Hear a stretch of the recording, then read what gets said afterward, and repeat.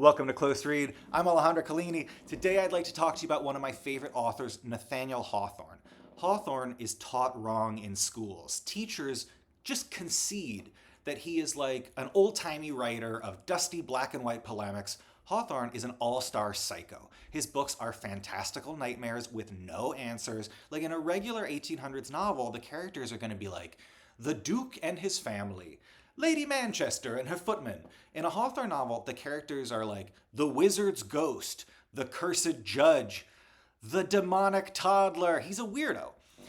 Hawthorne is descended from a Puritan judge who sentenced many accused witches to their deaths, and as a result, he is obsessed with the occult and guilt.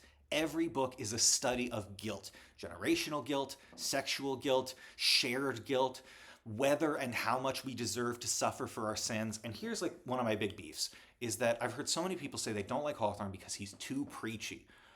Hawthorne is the opposite of preachy. His books adamantly demand that you decide how you feel about the characters and what they do. You think he's preachy because his narrators moralize? You believe everything a narrator tells you? That's bad reading. The narrator of the Scarlet Letter says, oh my God, Hester Prynne, she had sex, such a big deal. How could she come back from this? What an L. She could never be forgiven. But the book shows us this community trying to degrade her, and she basically through strength of character shows that she's such a strong-willed and human person that the entire community is ashamed of what they've done. That is not a book telling me the character is beyond forgiveness. And again, teachers, they just go, yeah, Hawthorne, he writes old moral parables.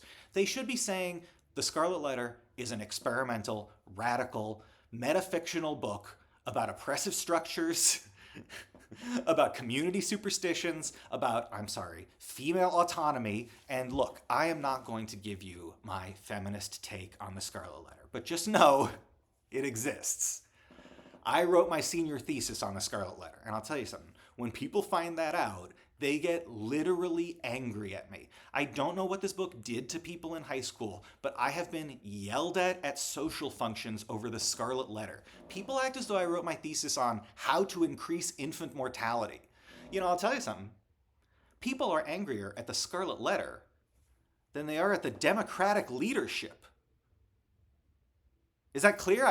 I say now that they're mad. They're madder at Hester Prynne and Arthur Dimmesdale than they are at Hakeem Jeffries and Chuck Schumer. That's an incredible. What I'm saying is that the amount of rage that this culture holds for, Roger Chillingworth and not the opposition party. I'm saying.